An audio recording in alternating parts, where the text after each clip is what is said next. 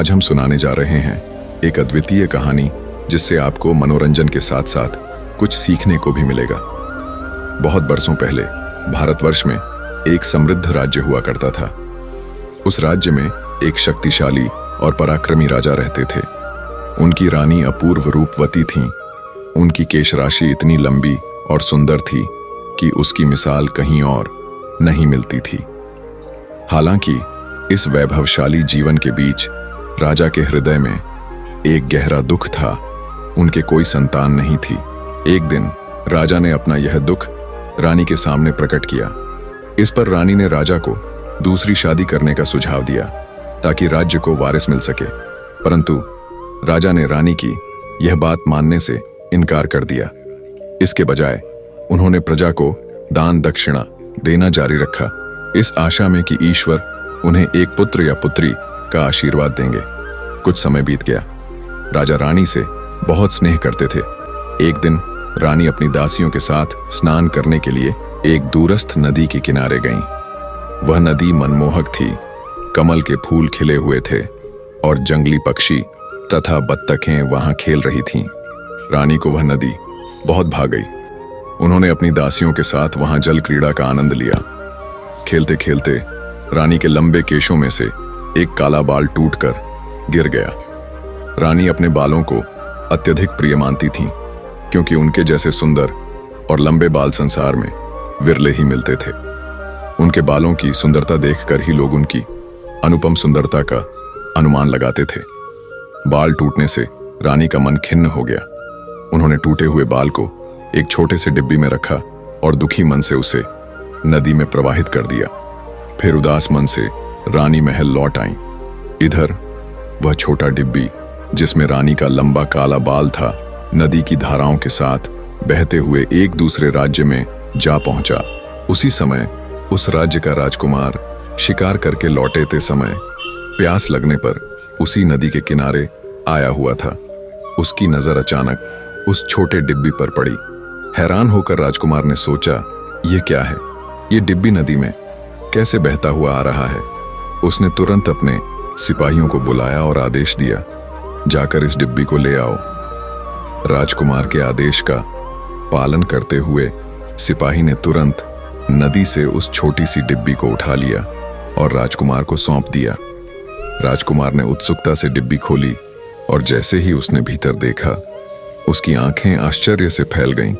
उसमें एक सुंदर लंबा और घना काला बाल रखा हुआ था। उस बाल की अप्रतिम सुंदरता को देखकर कोई भी अंदाजा लगा सकता था कि यह किसी साधारण स्त्री का नहीं हो सकता। राजकुमार मन ही मन सोचने लगा, इतना लंबा और सुंदर बाल किसका हो सकता है? क्या यह सच में किसी इंसान का है या फिर यह किसी परी या स्वर्ग से उतरी अप्सरा का बाल है? अगर बाल ही इतना मनमोहक है तो उसकी स्वामिनी कितनी अद्भुत और सुंदर होगी। यह ख्याल राजकुमार के मन मस्तिष्क पर छा गया। वह डिब्बी को अपने साथ लेकर महल लौट आया। वहां पहुंचते ही वह सीधे अपने कक्ष में चला गया और उस बाल को निहारते हुए गहरे विचारों में डूब गया। अब उसका मन किसी और चीज में नहीं लगता था। दिन रात बस उसी बाल की माला जपता रहता। उसका खाना पीना अनियमित हो गया। न ठीक से खाता न ही ठीक से पीता। उसकी आंखों के आगे बस एक ही प्रश्न घूमता रहता, आखिर यह बाल किसका है? समय बीतता गया। कई दिन हो गए, लेकिन राजकुमार अपने कक्ष से बाहर नहीं निकला। उसके इस बदले हुए व्यवहार को देखकर महल में चिंता फैलने लगी। राजा और रानी को भी यह समझ नहीं आ रहा था कि उनके पुत्र को आखिर हुआ क्या है। रानी ने राजा से चिंतित स्वर में कहा, महाराज, जब से राजकुमार वन विहार से लौटा है, उसका स्वभाव बिल्कुल बदल गया है। न वह हमसे बात करता है, न ही महल में किसी से मिलता है। कहीं ऐसा तो नहीं कि उस पर किसी जादू टोने का असर हो गया हो? राजा भी असमंजस में पड़ गए। उन्होंने कहा, मुझे भी यही चिंता खाए जा रही है। क्या किसी दुष्ट जादूगर ने उस पर कोई तंत्र मंत्र कर दिया है या किसी राक्षसी का प्रभाव पड़ गया है? राजकुमार की यह हालत देखकर सभी व्याकुल थे। तभी महामंत्री दरबार में उपस्थित हुए और विनम्रता से बोले, महाराज, यदि राजकुमार कुछ बोल नहीं रहे हैं तो क्यों ना उन सिपाहियों से पूछा जाए जो वन में उनके साथ गए थे। शायद वे बता सकें कि वहां क्या हुआ था। राजा को यह सुझाव उचित लगा। उन्होंने तुरंत सेवकों को आदेश दिया, उन सिपाहियों को तुरंत हमारे समक्ष उपस्थित करो। राजा के आदेश पर सिपाहियों को दरबार में बुलाया गया। जैसे ही सिपाही दरबार में पहुंचे, राजा ने गंभीर स्वर में पूछा, सच सच बताओ, राजकुमार के साथ जंगल में आखिर क्या हुआ था? क्या उसने किसी जादूगर या किसी रहस्यमय व्यक्ति से मुलाकात की थी? सिपाही डरते हुए बोले, महाराज, ऐसा कुछ भी नहीं हुआ। हम राजकुमार के साथ शिकार के लिए जंगल गए थे। शिकार करने के बाद जब हम लौट रहे थे, तभी अचानक राजकुमार को प्यास लगी और वह नदी के किनारे पानी पीने के लिए रुक गए। उन्होंने आगे बताया, जब राजकुमार पानी पी रहे थे, तभी अचानक नदी की धारा में एक छोटी सी डिब्बी बहती हुई आई। राजकुमार ने वह डिब्बी उठाई और उसे खोला। उसमें एक लंबा, घना और बेहद सुंदर काला बाल रखा था। बाल इतना आकर्षक था कि उसे देखकर ही राजकुमार मंत्रमुग्ध हो गए। उसी पल राजकुमार ने उस बाल की स्वामिनी से मन ही मन प्रेम कर लिया। महाराज, राजकुमार यह भी नहीं जानते कि वह बाल किसका है, वह युवती कौन है और कहां रहती है, लेकिन उनके मन में बस उसी का ख्याल बस गया है। राजा यह सुनकर हैरान रह गए। उन्होंने आश्चर्य से कहा, कोई किसी अनजान युवती से इस तरह कैसे प्रेम कर सकता है जिसे उसने कभी देखा तक नहीं। इस बात को समझने के लिए राजा ने रानी को साथ लिया और वे दोनों राजकुमार के कक्ष में गए। राजकुमार अब भी गहरे विचारों में खोए हुए थे। राजा ने कहा, पुत्र, हमने सिपाहियों से सब कुछ सुन लिया है। यह तुम क्या कर रहे हो? तुम एक ऐसी युवती से प्रेम कैसे कर सकते हो जिसे तुमने देखा भी नहीं? यह कैसा मोह है? राजकुमार ने दृढ़ स्वर में उत्तर दिया, पिताजी, मुझे अब किसी चीज की परवाह नहीं है। मुझे बस वही युवती चाहिए जिसके पास यह लंबा और सुंदर काला बाल है। मैं उसी से विवाह करूंगा। अगर वह नहीं मिली तो मैं खाना पीना छोड़ दूंगा और यूं ही प्राण त्याग दूंगा। यह सुनकर राजा और रानी घबरा गए। राजकुमार उनकी इकलौती संतान थे। उनका इस तरह मरने की बात करना राजा के हृदय को झकझोर गया। रानी ने चिंतित होकर कहा, महाराज, हमें जल्द से जल्द उस युवती की खोज करनी होगी। कहीं ऐसा ना हो कि राजकुमार अपनी जिद में खुद को हानि पहुंचा लें। राजा ने तुरंत निर्णय लिया और सिपाहियों को आदेश दिया, सुनो, पूरे राज्य और आसपास के नगरों में जाकर ऐसी स्त्री की खोज करो जिसके बाल लंबे, घने और सुंदर हों। उसे हमारे समक्ष लाया जाए। वही युवती राजकुमार की दुल्हन बनेगी। राजा के आदेश पर सिपाही चारों दिशाओं में रवाना हो गए। अब सबकी निगाहें इस उम्मीद पर टिकी थीं कि वे जल्द ही उस अद्भुत बालों वाली युवती को खोज लाएंगे। लंबे बालों वाली रानी को ढूंढते ढूंढते सैनिक आखिरकार उस राज्य में पहुंचे जहां वह रानी रहती थी। जैसे ही उन्होंने वहां के लोगों से पूछताछ शुरू की, उन्होंने सवाल किया, क्या इस राज्य में कोई ऐसी युवती है जिसके बाल लंबे, घने और काले हों? लोगों ने आश्चर्य से जवाब दिया, ऐसी कोई साधारण युवती तो यहाँ नहीं है, लेकिन हमारे महाराज की एक रानी अवश्य है जिनके बाल असाधारण रूप से सुंदर, घने और लंबे हैं। उनकी सुंदरता किसी अप्सरा से कम नहीं है। यह सुनकर सिपाही स्तब्ध रह गए। वे मन ही मन सोचने लगे, यह तो रानी है। अगर वह रानी है तो राजकुमार उनसे विवाह कैसे कर सकते हैं? वह तो पहले से ही किसी की धर्मपत्नी है। उलझन में पड़े सिपाही तुरंत अपने राज्य लौट आए और राजा के समक्ष उपस्थित होकर सारा हाल सुना दिया।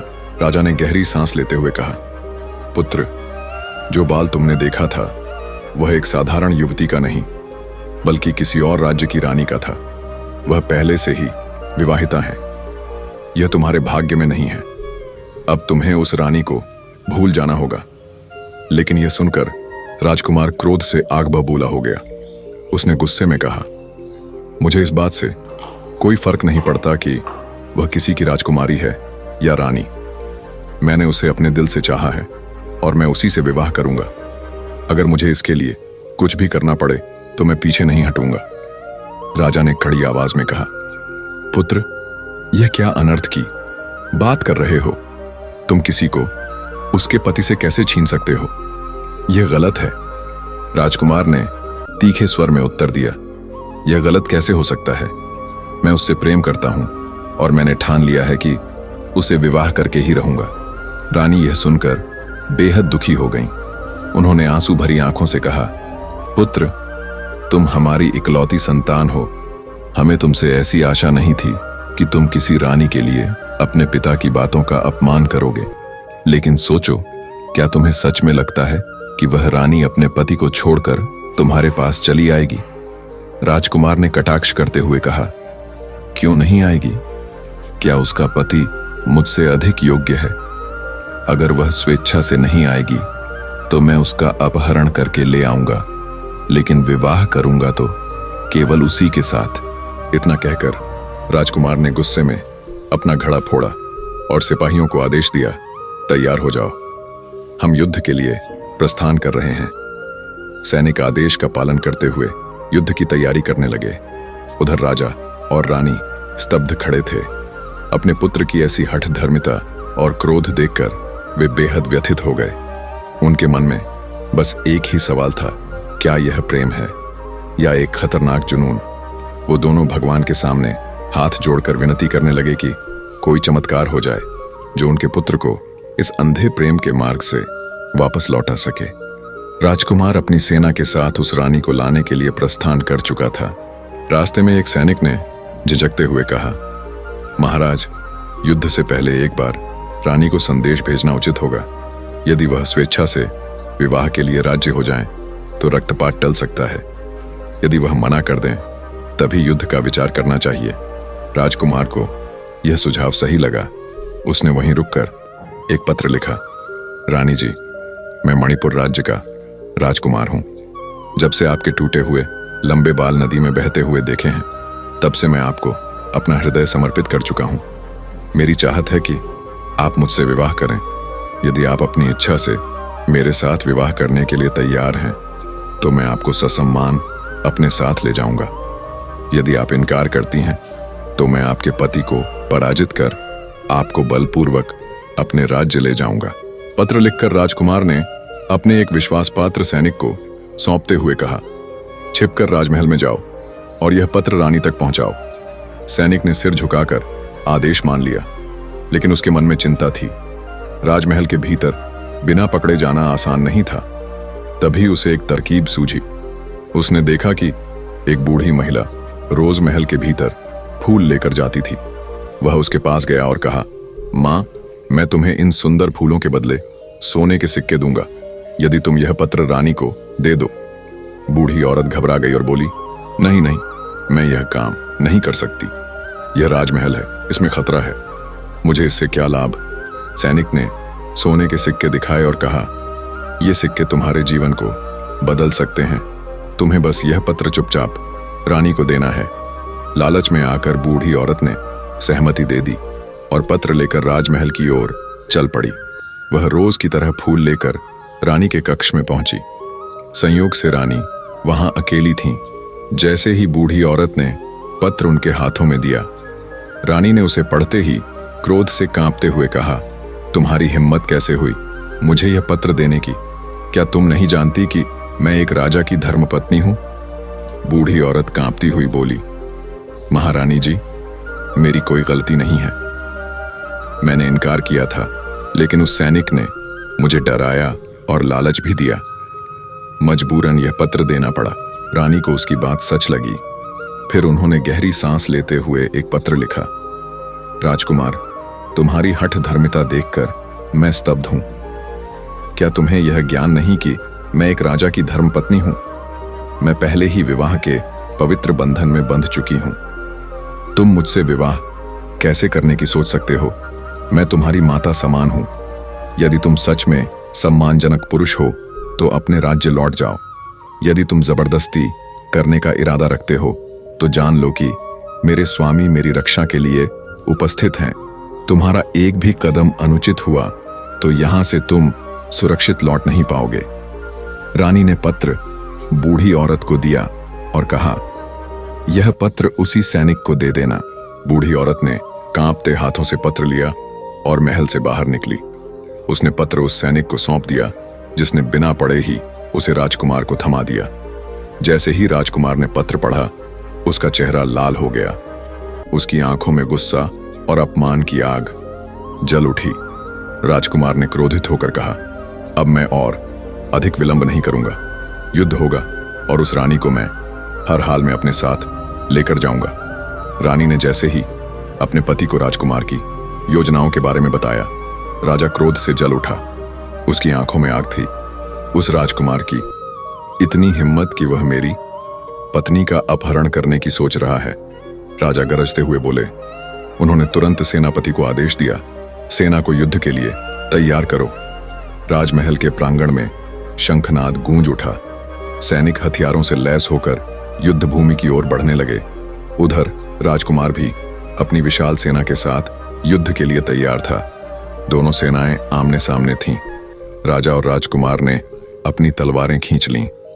युद्ध का प्रारंभ होते ही बाणों की वर्षा होने लगी। तलवारों की टकराहट से मैदान गूंज उठा। हाथी चिंघाड़ने लगे, घोड़े इधर उधर दौड़ने लगे। सैनिकों के मरने और घायल होने की चीख पुकार गूंजने लगी, लेकिन राजा और राजकुमार के बीच का द्वंद्व रुकने का नाम नहीं ले रहा था। युद्ध भीषण हो गया। दोनों राज्यों के लोग छिपकर यह मंजर देख रहे थे। अचानक राजा का घोड़ा एक तीर लगने से बिफर गया और बेकाबू होकर गिर पड़ा। राजा पैदल ही तलवार लेकर राजकुमार से लोहा लेने लगे, लेकिन अकेला आदमी कब तक टिकता। आखिरकार राजकुमार ने अपनी तलवार से राजा पर प्रहार किया। राजा जमीन पर गिर पड़े। उनका शरीर लहूलुहान हो गया। अंतिम सांस लेने से पहले राजा ने अपनी रानी का चेहरा मन ही मन देखा और अपनी आंखें मूंद लीं। राजकुमार के चेहरे पर विजय की चमक थी। उसने गर्व से कहा, अब मुझे और कोई नहीं रोक सकता। अब वह रानी मेरी होगी। वह विजयी भाव से महल की ओर बढ़ गया, परंतु रानी ने महल के खिड़की से यह सब देख लिया था। जैसे ही उसने अपने पति को युद्ध भूमि में धराशायी होते देखा, उसके पैरों तले जमीन खिसक गई। उसकी सांसें थम सी गईं और वह बेहोश होकर जमीन पर गिर पड़ी। कुछ समय बाद जब होश आया तो उसकी आंखों में आंसू थे, लेकिन साथ ही उसके मन में एक अटल संकल्प भी जाग उठा। मेरा पति चला गया, लेकिन मैं अपनी आबरू और आत्मसम्मान को किसी भी स्थिति में गिरने नहीं दूंगी। रानी ने तुरंत योद्धा का वेश धारण किया। उसने कवच पहना, सिर पर पगड़ी बांधी और हाथों में तलवार थाम ली। अब वह एक रानी नहीं बल्कि एक रणचंडी बन चुकी थी। महल के द्वार पर राजकुमार खड़ा था। जब उसने रानी को योद्धा के रूप में देखा तो वह हैरान रह गया। रानी, आप युद्ध करने के लिए तैयार हैं? रानी ने तलवार तानते हुए कहा, अगर तुम्हें मुझसे विवाह करना है तो पहले मुझसे युद्ध करो। अगर तुम जीत गए तो मैं तुम्हारी हो जाऊंगी। राजकुमार हतप्रभ था। उसने कांपती आवाज में कहा, मैं तुमसे युद्ध नहीं कर सकता। मैं तुमसे प्रेम करता हूं। रानी ने गरजते हुए कहा, अगर तुम सच में मुझसे प्रेम करते तो मेरे पति को नहीं मारते। मैं सिर्फ एक रानी नहीं हूं, मैं दुर्गा भी हूं, काली भी हूं। जब कोई स्त्री पर हाथ उठता है तो वह सिर्फ लक्ष्मी नहीं, महाकाली भी बन जाती है। राजकुमार ने तलवार उठाने से इनकार कर दिया। मैं तुम पर वार नहीं कर सकता रानी, मुझे सिर्फ तुमसे विवाह करना है। रानी समझ गई कि यह लड़ाई तलवार से नहीं लड़ी जा सकती। उसे एक और उपाय सूझा। उसने गंभीरता से कहा, अगर तुम सच में मुझसे विवाह करना चाहते हो तो कुछ समय बाद वापस आओ, तब तक मैं तैयार हो जाऊंगी। राजकुमार को लगा कि रानी अब झुकने लगी है। उसने सहमति में सिर हिलाया और वहीं रुक गया। इधर रानी अपने पति के पार्थिव शरीर के पास गई। उसकी आंखों में दुख और संकल्प एक साथ था। उसने राजा की चिता तैयार करवाई और जैसे ही आग प्रज्वलित हुई, उसने देवी का स्मरण किया। राजकुमार दूर से यह दृश्य देख रहा था, यह सोचते हुए कि अब रानी अपने पति की अंतिम क्रिया कर रही है, फिर वह मेरी होगी। लेकिन तभी रानी ने राजा की चिता में कूदकर सती होने का निर्णय कर लिया। आग की लपटों में समाकर रानी ने अपने आत्मसम्मान और पति की याद में खुद को अर्पित कर दिया। राजकुमार स्तब्ध रह गया। उसकी आंखें फटी रह गईं। रानी, वह कुछ नहीं कर सका। उसके हाथ से तलवार गिर पड़ी। उसे एहसास हुआ कि प्यार केवल अधिकार जताने से नहीं मिलता। उसने प्रेम को जीतने की कोशिश की, लेकिन उसने आत्मसम्मान और सतीत्व की शक्ति को समझने में देर कर दी थी।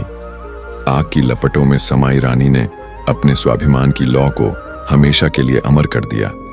दोस्तों, आपको ये कहानी कैसे लगी कमेंट करके जरूर बताइए। वीडियो अच्छी लगी है तो लाइक और शेयर करें। ऐसे नई नई कहानी के लिए चैनल को सब्सक्राइब जरूर करें।